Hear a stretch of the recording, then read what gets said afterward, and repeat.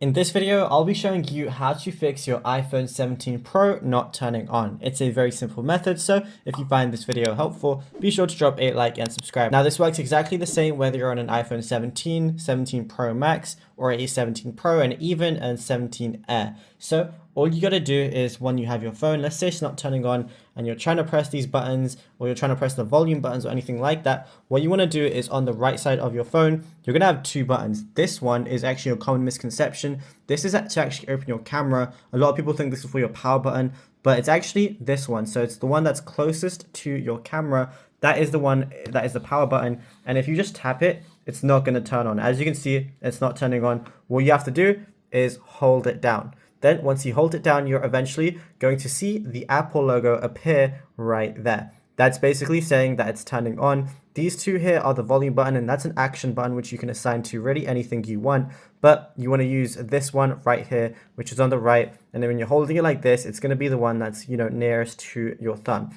Then it's going to be turning on like this. However, if it's still not turning on, you're going to see your USB cable right here. You just want to put it on charge for as much time as you can because, it might just be really, really dead. So you basically just want to check this out and just make sure that it's not just completely dead. And you want to use a sufficient, charger for this. So I'd recommend using something that provides at least 30 watts of battery to your phone through your charger. Even a 40-watt charger would be really good as well. But if you found this video helpful, be sure to drop a like and subscribe.